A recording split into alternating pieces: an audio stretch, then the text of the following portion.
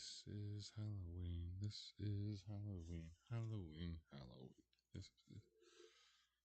Oh, man. Life's little games. Yes, yes, yes. All right, folks. Oops. He's a little bit too excited. All right, folks. Yeah, we're gonna try to. I want the mic too high, but oh well. I'm trying to talk further directly into the condenser. I think my mic is finally giving up the ghost, and I might have to try to find a way to buy myself a new. What's the word I'm for? There's a word in there. It goes like. Oh no, that ain't the word. Um, let me see here. 1 second. Oh yeah, procrastination. So for years, I've been actually. It's kind of strange. For those who don't know me, my name is Shadow. I also go by Vincent on occasion, and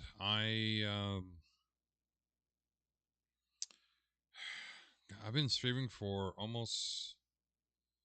Let me see how many months is that?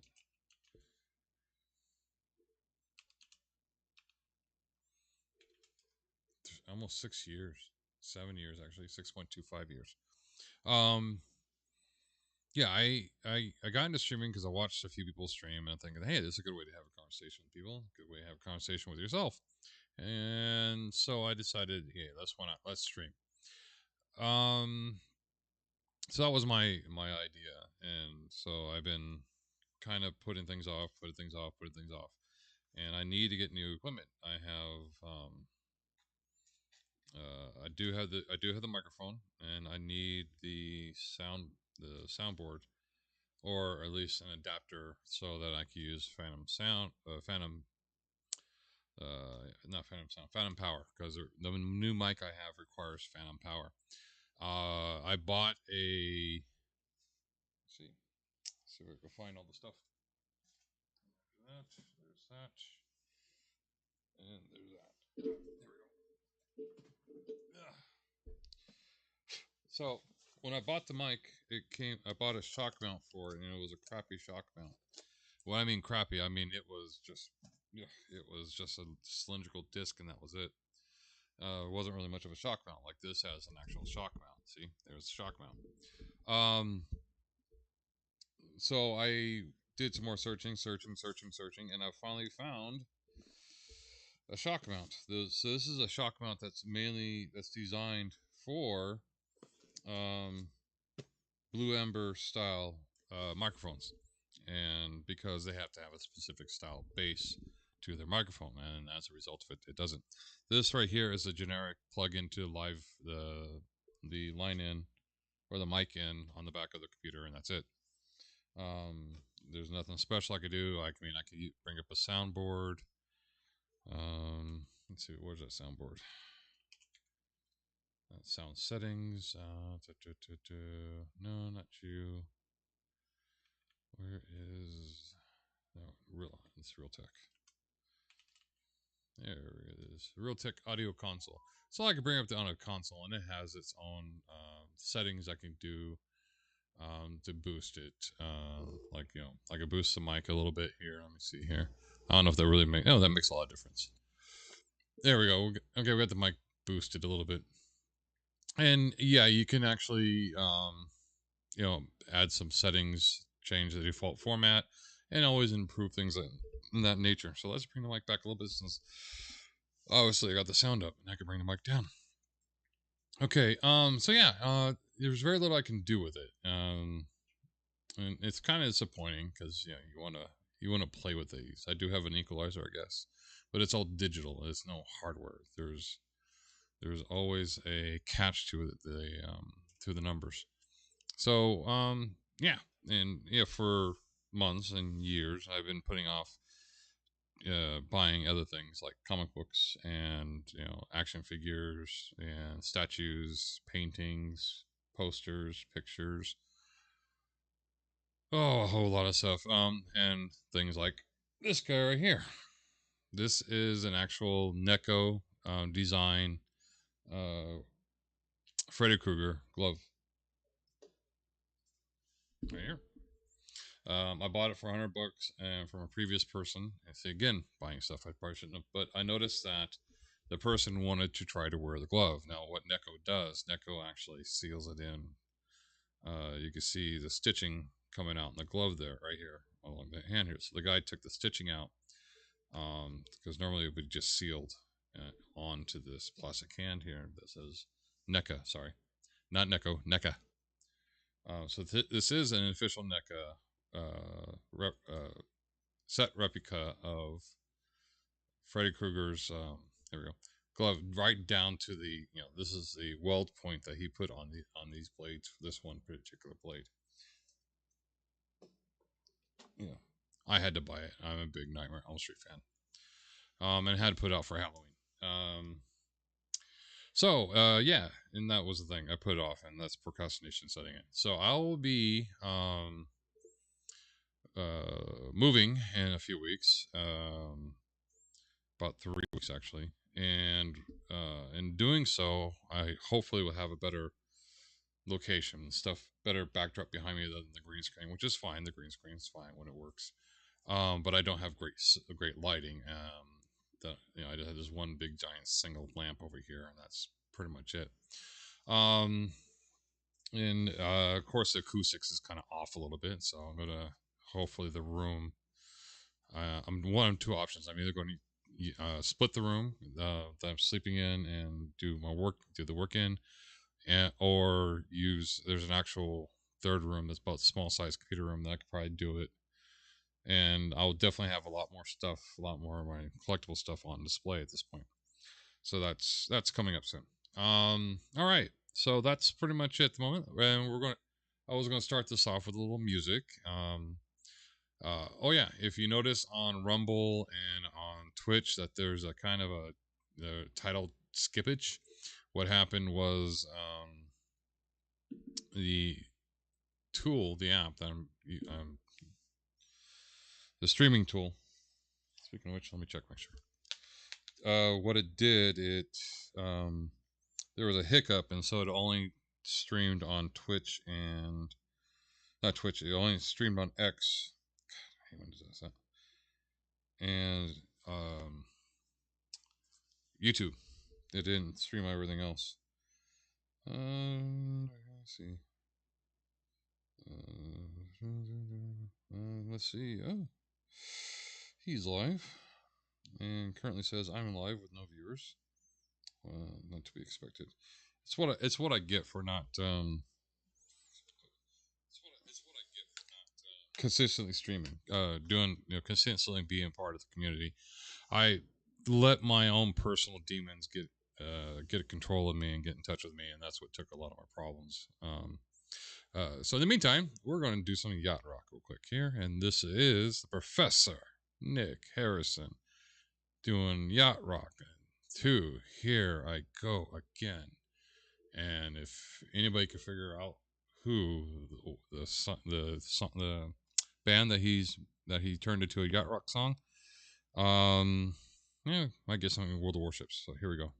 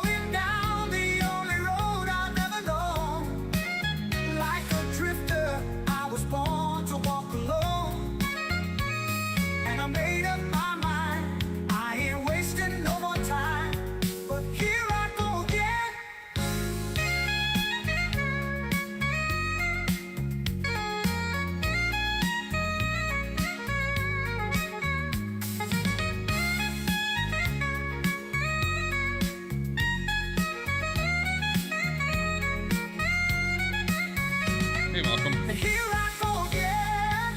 Here I go again. Here I go again on my own.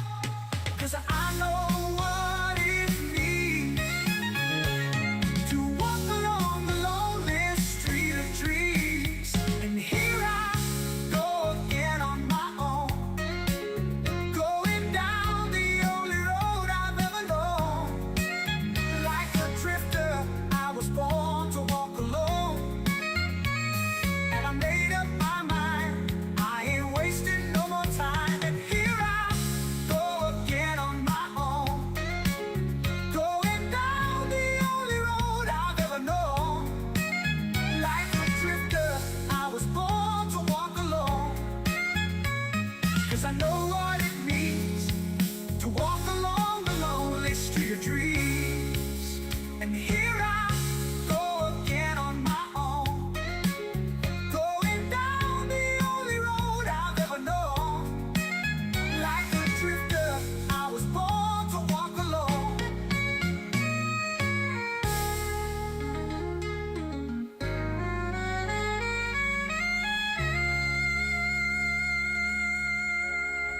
Okay, that was actually funny.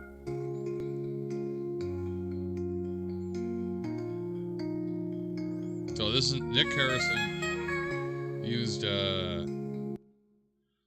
an AI tool to create various songs based upon. He's a really good, pretty decent comedian. He's reinvented himself sort of as in this professor of music and everything.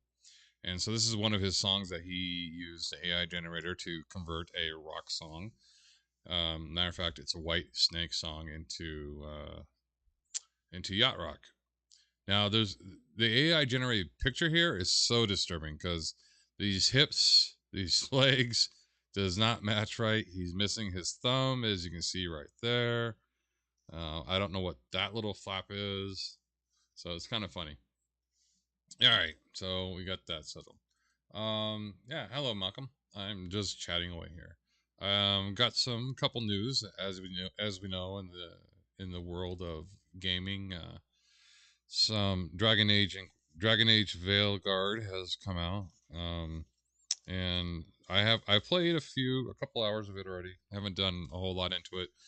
I did a lot of the character creation where I sat there and just tried to create a character, and I finally created a character that looked good.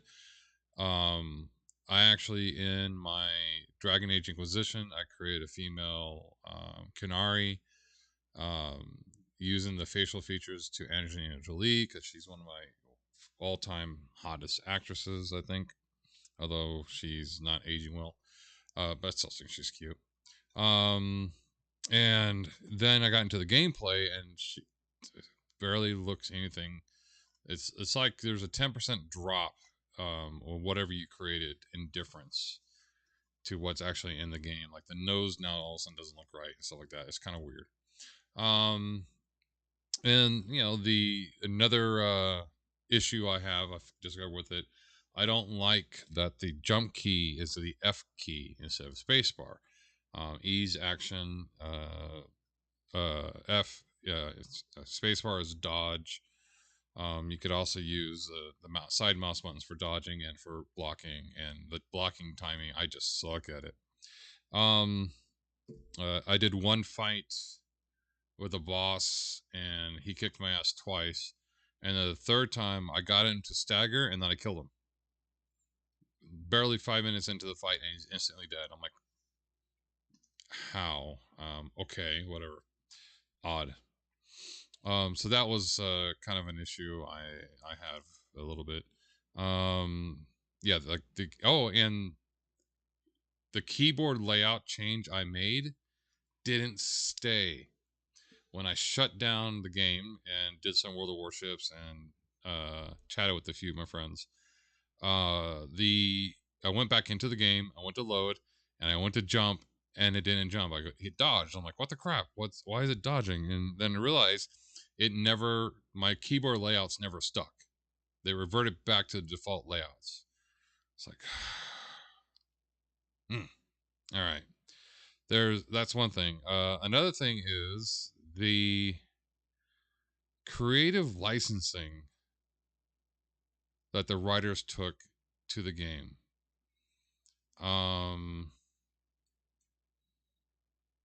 There's gonna be some spoilers here. Hey, Lucky, I'm doing good. I'm giving a little spoilers away from Dragon Age Veilguard. It's not going to really spoil anything, but it's going to be slightly annoying. The introduction of Morgan. I didn't quite like the way she looked. The developer says the lead developer gave a back. I didn't read the news. I avoided all the journalistic news and all the reviews and everything until I started playing the game, and then I go and read them. And what was said about Morgan was that Morgan's look changed based because it's like between, I think it's like a 10-year gap between Dragon Age Inquisition and Dragon Age Veilguard, and Morgan has aged. I mean, well, Varric has aged. Varric is no longer a strawberry blonde. He's now a brunette gray.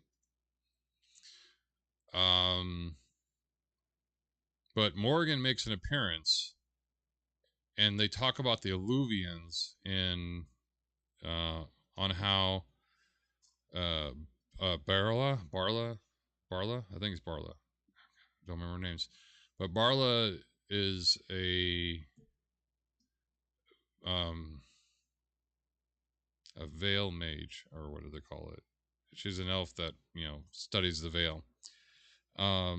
When they talk about how the Alluvian is broken and only goes to one direction, Morgan's gave the impression that she can't do anything to fix it or know how to fix it, but Barla, Barton, I'm going to get her name wrong. Give me a second. Frick.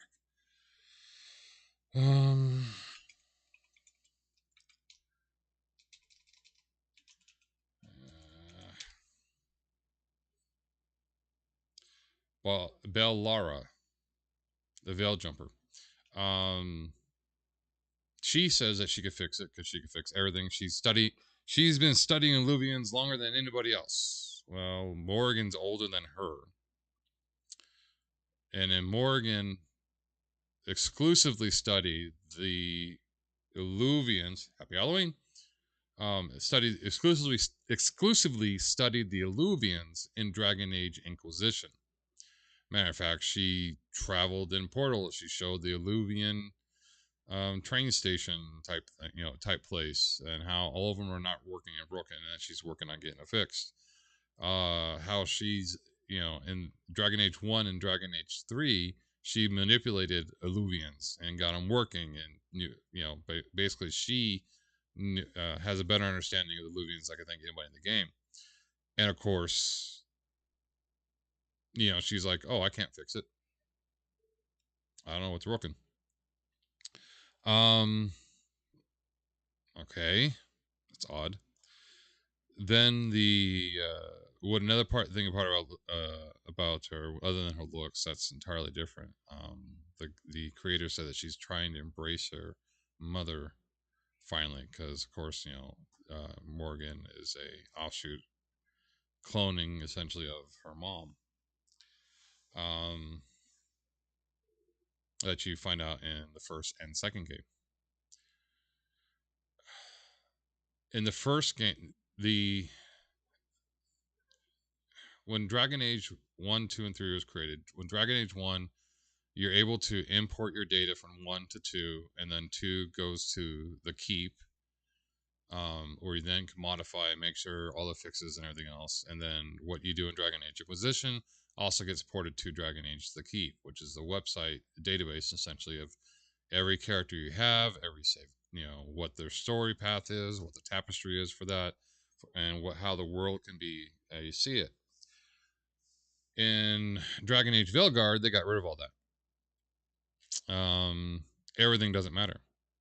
So where you had Morgan essentially marry and have sex and have the child with the what's his name, the Grey Warden in the first game, and then she introduces her child in the second game and third game, and in this game, so far there's no mention of a child. There's no mention of her and the Grey Warden. There's nothing. It's it's irrelevant. Whatever you did in Dragon Age 1 and 2 doesn't matter, and what you do in 3 doesn't technically matter because all you do is pick 4 or 5 options. You pick who, you get to design who the Inquisitor was.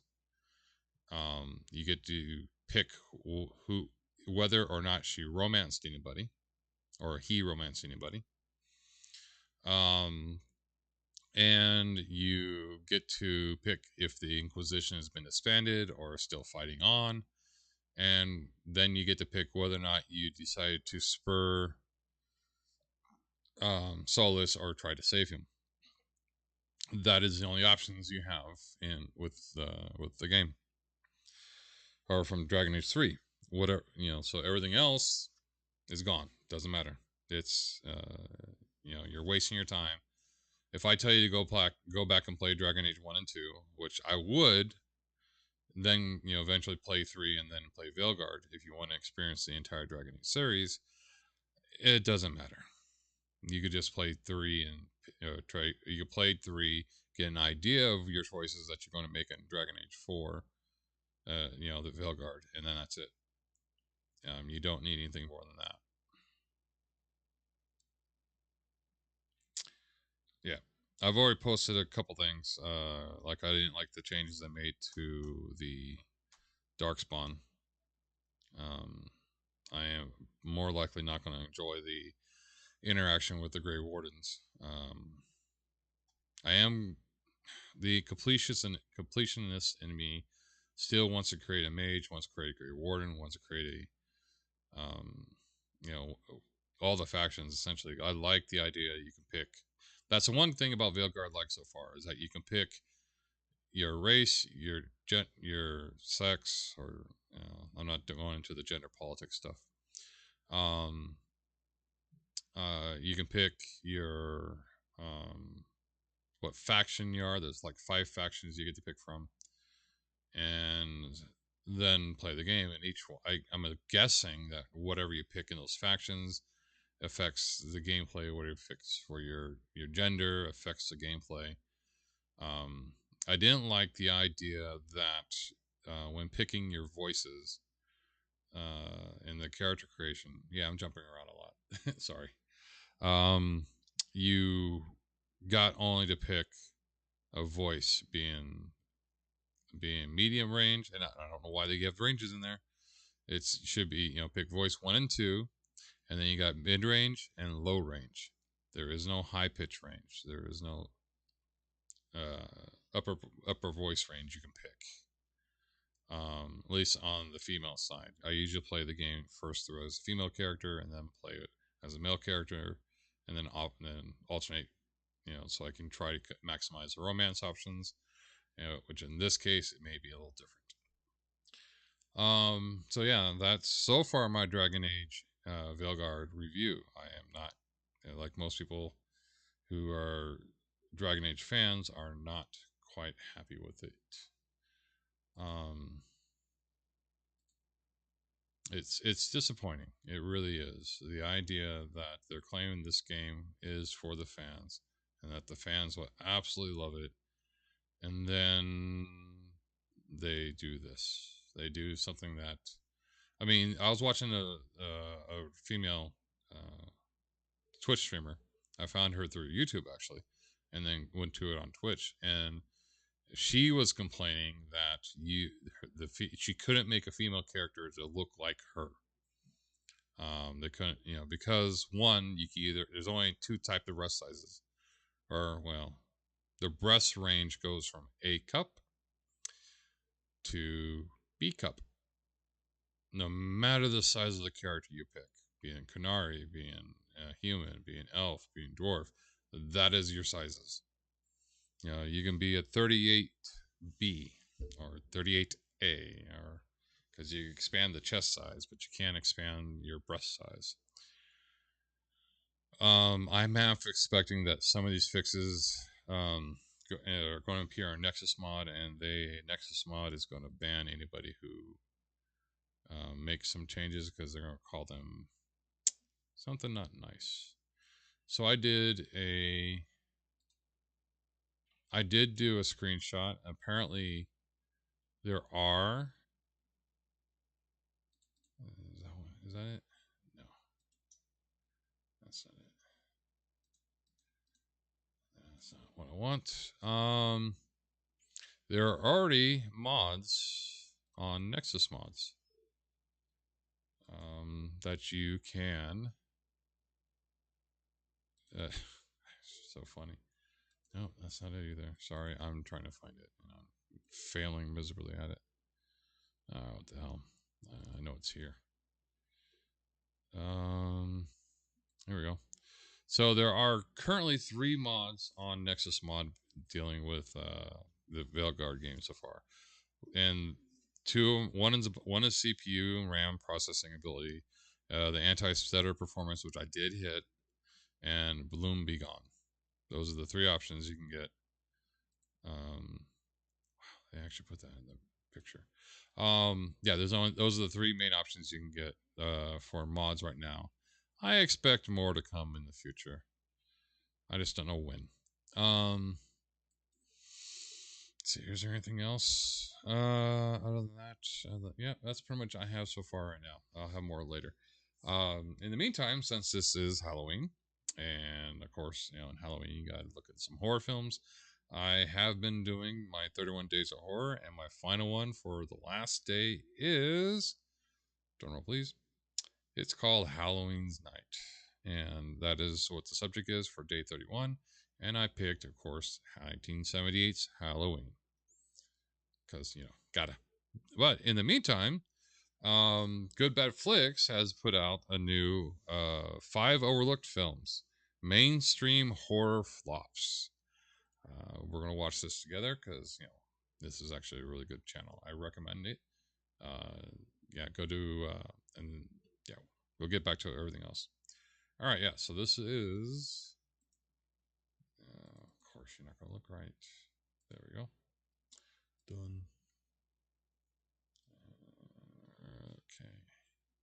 Yep. This is Good Bad Flicks. 5 overlooked films, episode 23. Mainstream horror flops. Sometimes a movie comes along, and even though it's really good, it gets completely missed. So here's a bunch of movies that all had major theatrical releases in the US, but for whatever reason, drastically underperformed. Most of these are enjoyed now, but at the time, they were completely overlooked. Dead Silence. Dead Silence is a 2007 horror film from director James Wan. Dead Silence is about a couple who receives an unusual gift, a ventriloquist dummy named Billy. Wan really does love his creepy puppets. Jamie, the husband, goes out, and when he returns, he finds his wife dead at the hands of the puppet. He then tries to find out who gave him the puppet in the first place, clear his name, and put some kind of resolution to his wife's death. This was Wan's follow-up to his blockbuster debut film, Saw. The movie was originally titled Shh, which was changed to Silence, and then Dead Silence. The movie opened March 16th, 2007 in 4th place. It had a $20 million budget, it was released in 1,805 theaters, and it only made $22.3 million worldwide in its run. So, go back up there a second. So the significance of this is that you look at things different. You look at things this way. If your budget for a movie is $20 million, you expect your marketing to be the exact amount or slightly above it. That's what you'd use for advertisement and stuff like that. All the, when they go and do those interviews at, they're not really invited. They have to, buy the way in sometimes. And God, I always got itchy nose every time I stream. And so that was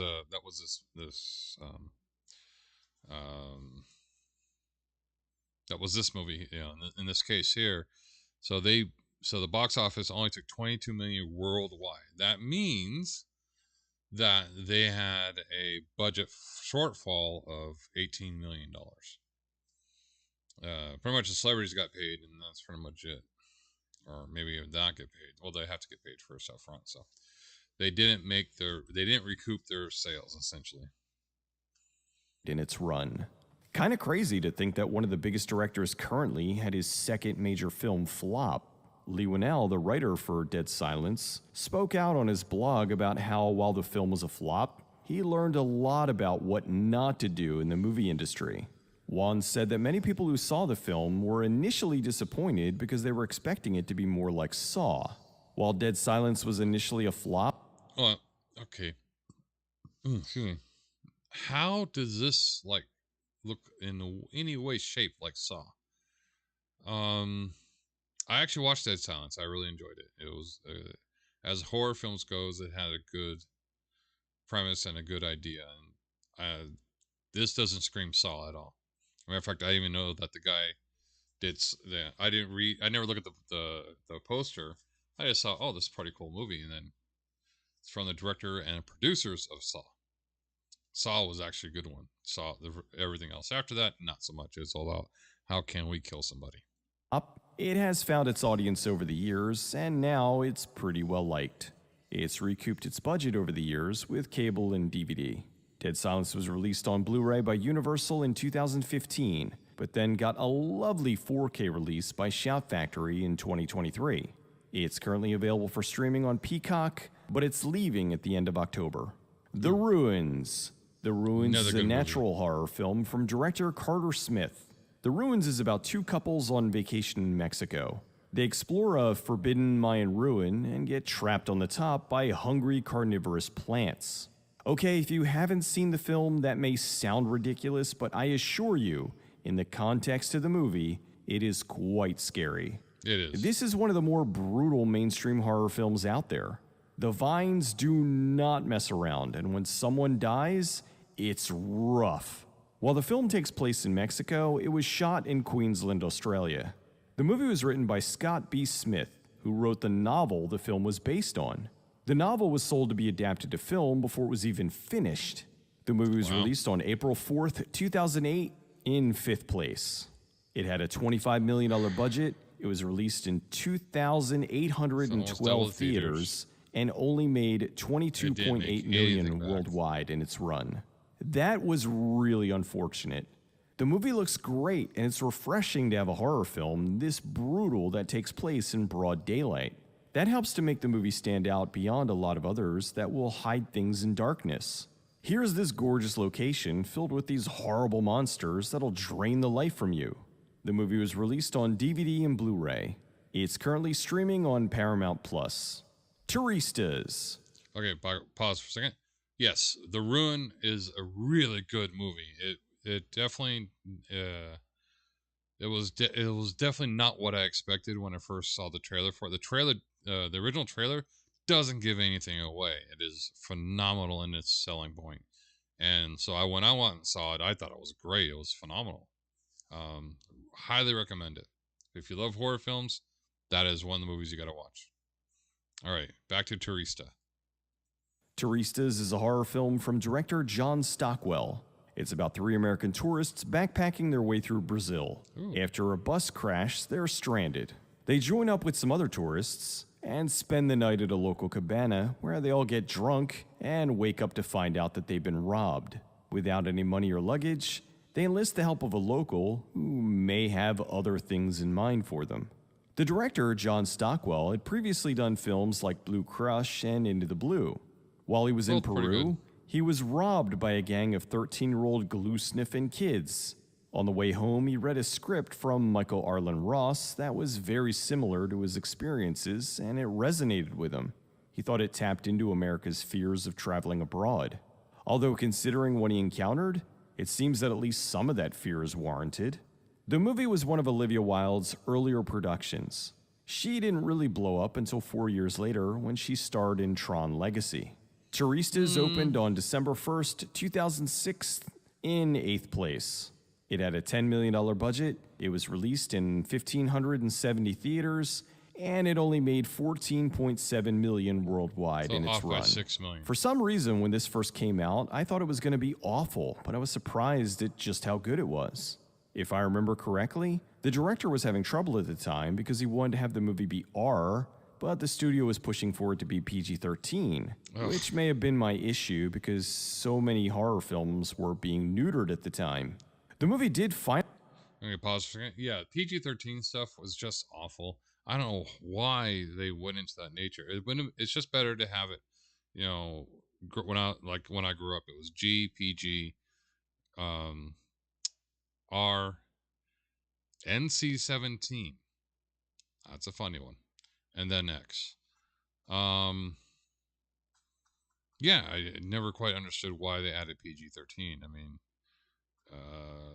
All it is like, tempt me, but don't tempt me, and I'm gonna kill you because you're tempting me and not let me see anything.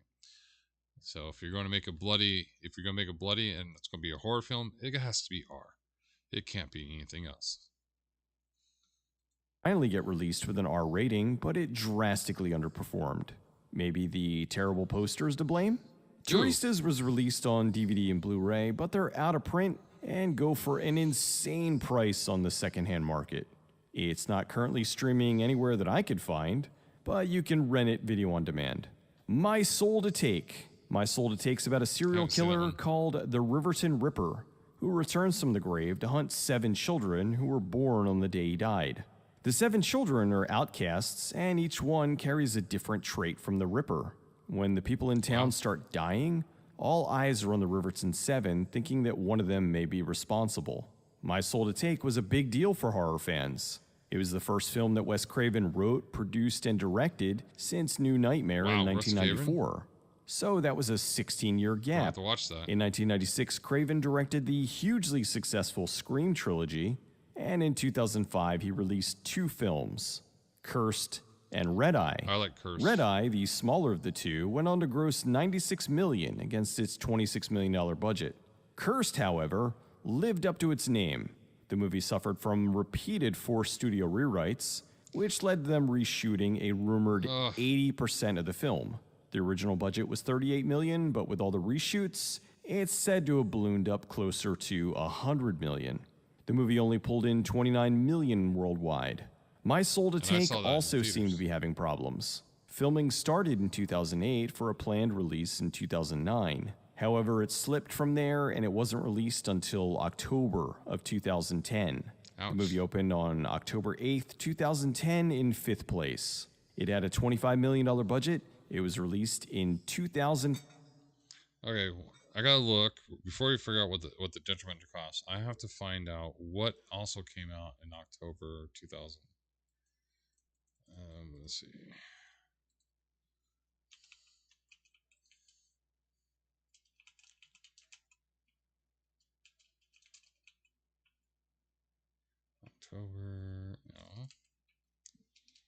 October 2010.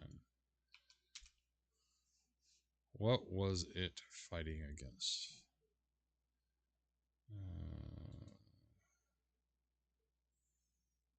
See, this is 2010, so October 2010. So that's February. It had to be fighting against something hard.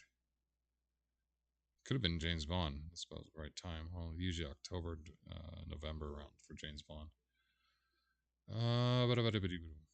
Nope, September. All right, so let's see. Case 39, didn't see it. Hatchet 2, I think that went directly. That wasn't in theaters. I remember. The Social Network. Why is that so familiar? Oh, it's a biography. Nope, that's not it. Kind of funny. More. There's My Soul to Take. Life as We Know It. Secretariat. I Spit on Your Grave came out in that time period. I don't think that was in theaters because that was way wicked. Inside Job. Let's see. Nowhere Boy. Stoned. Wild Target. Jackass 3D. There you go. Oh, that was a week after. Let's go to weeks before. Legend of the Guardian of the Owls. That did not do well in the theaters. It wasn't too bad overall, but it didn't do well. Tinkerbell, that went right to DVD. Last Days of Summer. Jack Goes Boat. Nope. Catfish. Easy A came out, and that one did fairly well in theaters. Although it was just a remake, a high school remake of Scarlet Letter. No, that one Never Let Me Go. That's one. Resident Evil Afterlife came out. Machete came out. Oh God, yeah. It did not have a good chance surviving. Machete, obviously recommend it. A movie that only came out because they made a trailer for it. The trailer existed before the movie. So, all right. I had to figure out what it was. Here we go. 572 theaters and only made 21.5 million worldwide in its run. Critics and audiences at the time were very harsh on the film. Craven was proud of it, and he defended it, saying, "People think it sucks, and that hurts. We put a lot of work into it, and it's a good film, but you go on."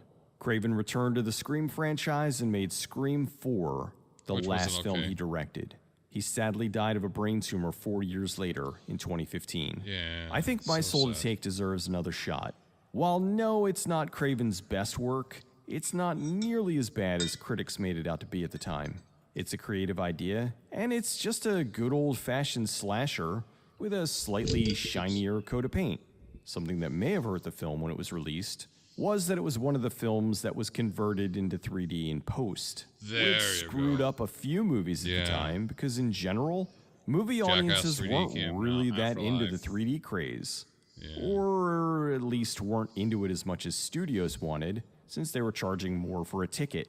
My Soul to Take's on DVD and Blu-ray. It's streaming on Peacock, and it's also available video on demand. Overlord. Overlord is awesome. probably the closest we'll ever get to a Wolfenstein movie. Yes. It's an alternate history sci-fi horror film. It takes place during World War II with a group of American soldiers behind enemy lines that discover evil Nazi experiments to make super soldiers. This movie was insane. It's refreshing to see a film like this with a pretty good sized budget that just goes all in on the craziness and It gore. was While awesome. some people had a problem with the rewriting of history, this does take place right before D-Day, you can't watch this and think that they're being even remotely serious. Yeah. Like I said, this takes more than a few things from the Wolfenstein series, and while yes, I would rather have an official Wolfenstein movie, I'll gladly take a really good unofficial one. The movie opened on November 9th, 2018 in third place. It cost $38 million, opened in 2,589 theaters, and only made $41.7 in its worldwide run. Made part of his The budget movie was back. originally rumored to be another unrelated Cloverfield film, but producer J.J. Abrams denied that. The film got a lot of would've been positive great. press and plenty of good ratings, but that did little to help it at the box office. Overlord is on DVD and Blu-ray. It's streaming on Fubo, but it's leaving soon. It's also on video on demand. Well, there's 5 mainstream movies that should have been hits, but unfortunately just didn't take off at the time. If you haven't seen them, I hope you give them a shot. I'll see you all next time. All right, recommend Good Bad Flicks. I've so far watched almost everything in his library.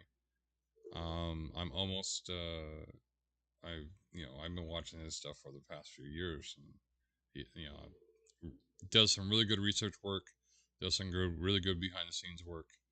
Highly recommend it. And yes, watch Overlord. Overlord was phenomenal. I saw that. I actually went into theaters and saw it. I had no impressions that it was going to be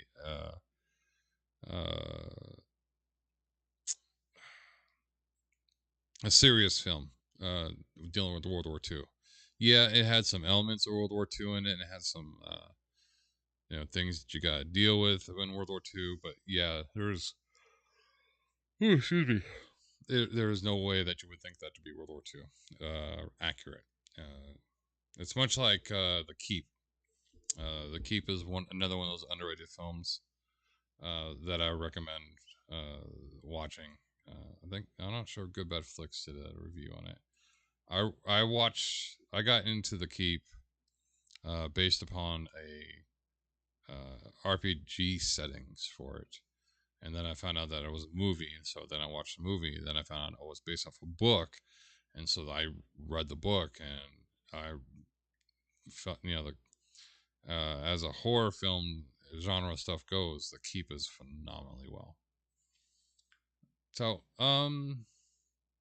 yeah, I've been playing 2 games now, 3 games technically: World of Warships, Warhammer 40k Rogue Trader, which I'm really disappointed that Jingles isn't playing it. Jingles said that he showed the demo that he got and played the demo, and then nothing. I expected that he was going to have a good playthrough for it, and I can understand some of the reasons why. I mean, I think it's a system that they ported over from the Pathfinder series games, where you have to do maintenance, you have to do not only play an uh, RPG style game, but you also got to play a. Is one thing I don't like about Fallout 4 is you got to play colonization, and you got to make sure the worlds are doing fine and stuff like that. And it's until I found out that you could buy stuff from your ship and that you could do all the maintenance stuff from your ship. You don't have to fly all the way back there unless you have to complete a storyline situation. Other than that, I expected it, and I didn't get it. And although he did do a good one on the which one was it? I got it here too. I bought both of them. I really suck at one versus the other. Let's see here. The Demon Hunter. The Chaos Gate Demon Hunters. I like that game. I'm terrible at it. I was always I always had an issue with those style games.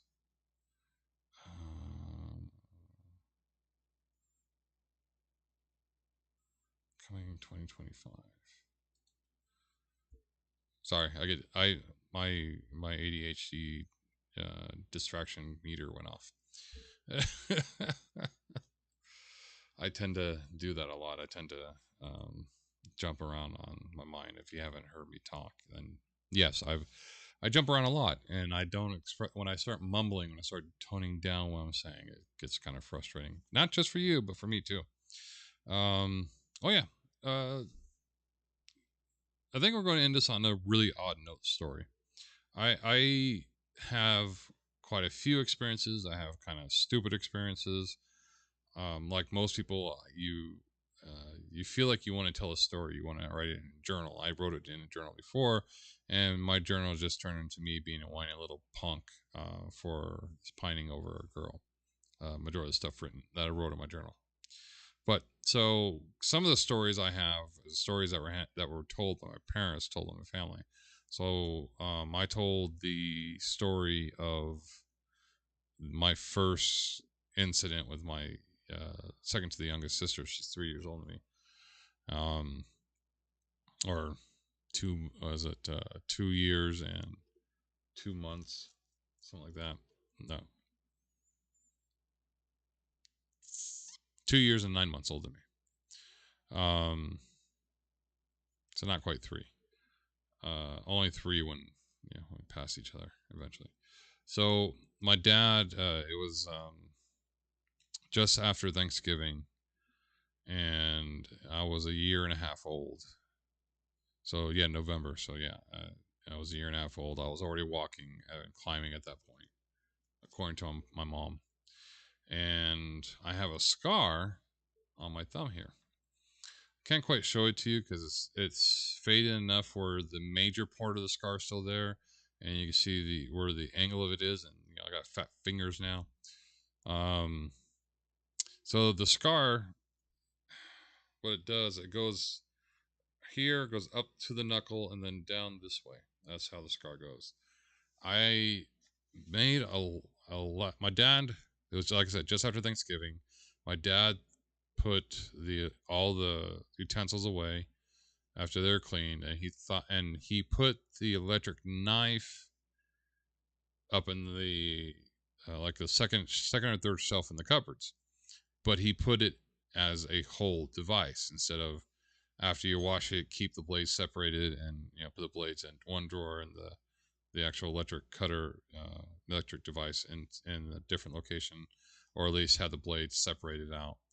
And so I climbed up. I made a ladder out of the drawers in the kitchen, climbed up onto the counter, opened the cabinet up, found the electric knife, and then I sliced it right across my thumb.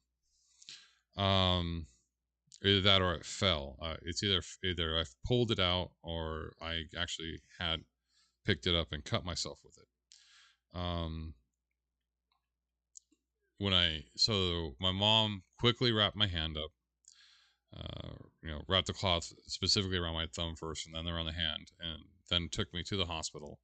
And my mom was describing a weird sensation for me that the entire time, of of cutting on the thumb, traveling to the hospital, having the doctors inspect my thumb, watch them put stitches in my thumb and my hand, and the entire time I didn't cry until they put a band-aid on my thumb. They put the ace wrap and put the band-aid on there. And then I started screaming like crazy. I guess in my head I associated, band-aids as to, injuries and harm, and, something has to hurt at that point. But up to that point, never once screamed. And I'm pretty sure they probably Novocaine my thumb up because I think if I went across the knuckle itself, because I went across the bone first, I think I would have cut off my thumb. And instead, I, just got a severe scar on it. And it felt weird when playing the clarinet, too, because I got the scar tissue still there. Yeah, so it was just rather funny. My mom would catch me because it had to heal for, I think she said it was healing up to 5 weeks, 5 weeks to heal. But she would catch me taking off the wrap and trying to pull the stitches off, and so she would have to constantly watch me, prevent me from prevent me from losing it. So I eventually, I guess, I got off just after New Year's, essentially, where the stitches came out and all that. But still, it's funny. I got so many bruises, so many scars over years and everything, and so I plan on telling some of the stories in this case. Let's see what else. I trying to stay away from politics. I really am. It's hard.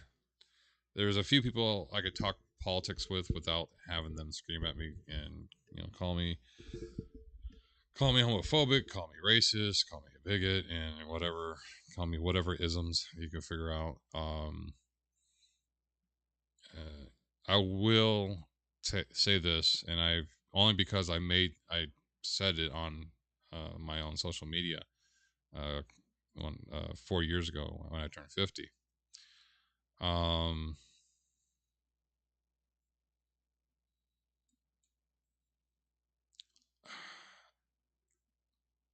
I don't like men. Or let me correct that. I don't like men touching me in a way that would be construed as a sexual or loving nature, other than a hug or maybe a peck on the cheek. I, at a very young age, was groomed by my friend's uncle, who has already groomed him, and he was trying to convince his nephew to get more people into his house, and so they got me and another friend, and he ended up molesting me, and ever since then, I've always had an issue with just men in general. I mean, I couldn't even now, psychological break where, I can't go to the bathroom or pee in a men's room. I have to use the toilet, or the toilet, the crown, porcelain god, the porcelain altar. When you're praying to the porcelain god named Ralph. So that's my little incident that I have, and so it's a scar on life that you have to deal with, and I'm talking more about myself than I said I would. anyway, it's Halloween. We all have to face our fears, face our horrors. Again, I have my one thing, which I've met Robert England once, and I haven't been able to meet him again. If I ever meet him again, I'm going to get this thing signed by Robert England. I'm going to have him sign right across the brass here, because this is made out of copper or brass. I'm assuming it's copper. But yeah, this is an official replica from the movies, from Nightmare on Elm Street, the movies by NECA. NECA was the company that got the right to make all the replica devices. So that's awesome. Let's see, is that all I'm going to talk about? Yeah, I think that's what we're going to talk about. So I talk about the various games. I talk about essentially Veilguard, which I'm still going to play trudgingly. It's kind of just odd. It's really annoying.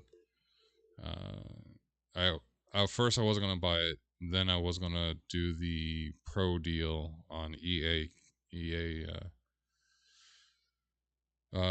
EA site, get the pro account so then I could just play it for free. And then I decided not to do that because, I knew that I was going to play it and take more than 2 months to play, or 2 or 3 months to play it eventually. And if I decided to play the replay, then, paying $60 over a 3-month period versus, 53. Actually, I got on sale for $53. For $53, just pay it outright and play that way. So that's what I did, and that's why I decided not to do the pro account. Yeah, that's it pretty much.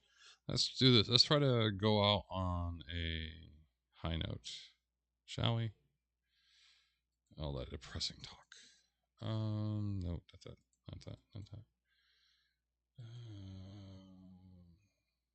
I can't play that anymore, too. God, YouTube sucks.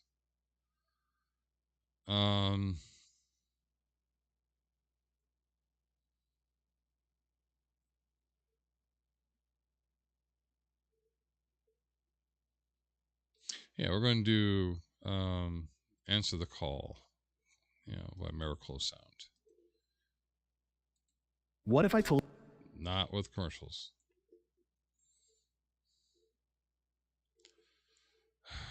Just popping up like crazy. Oh, well, okay, so I'm going to do one political thing. There was 2 ads I saw back to back, and the ads were, one was of Trump campaign asking for money, and then and toward the end of it he said, if you don't have the money, that's fine, just hope that you could be able to support the party in the future. And then the Kamala Harris's ad saying, we need money now, Trump has outspent us, by now, give us what you can, $5, $6, $5, $10, $15, $25, whatever you can, please give it to us. I kind of tend to the person saying, well, if you can't afford it, don't do it. And then to come find out that the campaign finance announcements of how much they've taken in, how much they spent out, and Kamala Harris' campaign has taken in and spent out 6 times more than what Trump has. All right, so, okay, there's my political thing. All right, Elder Scrolls, here we go.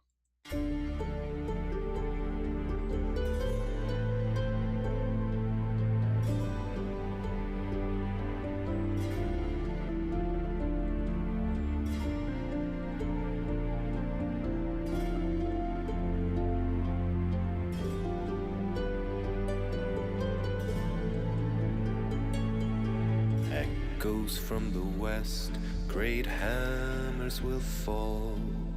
Under high rocks all will answer the call. Bring us your arms, pariahs of yore.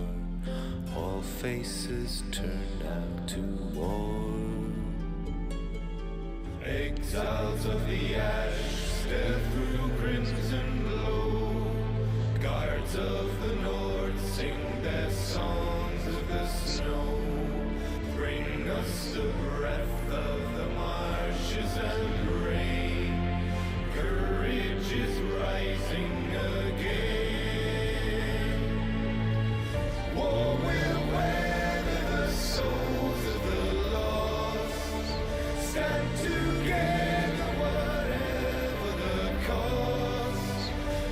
Shields will falter and many will fall. Time has come for us all to answer the call. To answer the call.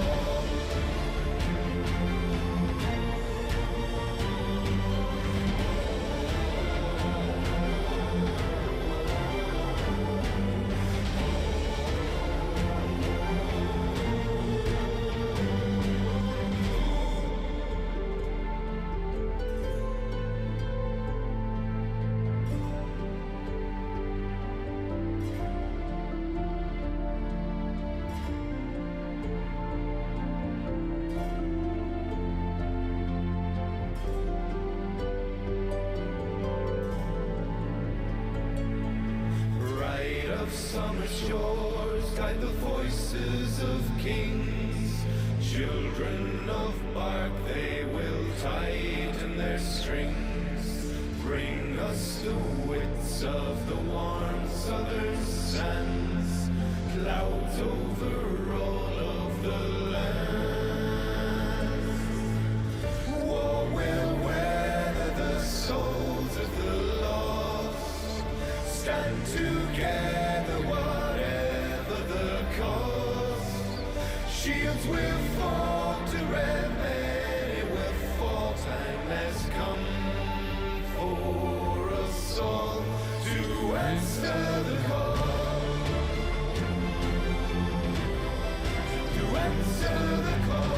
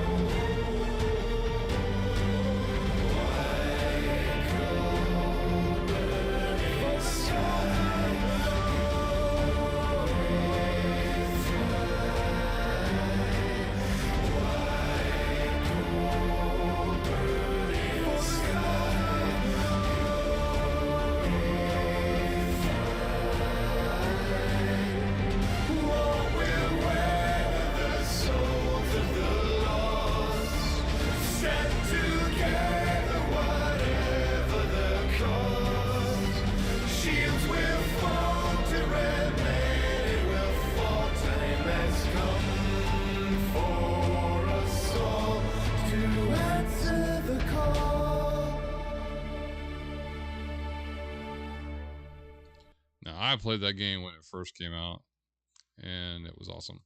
I do have to add one more thing that I forgot about Dragon Age Veilguard. The one thing I want to add is the fact that they freaking got rid of spiders. And okay, fine, spiders, whatever. But they also, in Dragon Age, between Dragon Age 2 and 3, they got rid of the Desire Demon. And then in 3, they made the Desire Demon the same as the Pride Demon. I'm like, what the crap? You know, they're two different things. And then in Dragon Age Veilguard, they introduced the Pride Demon again, and it looks like a rock wraith, but without rock. Instead of rocks, it has armor. Yeah, that's it. You guys have a good night. Hope you had a good Halloween, good trick or treaters, good parties you went to. So I say this: be nice, be kind, and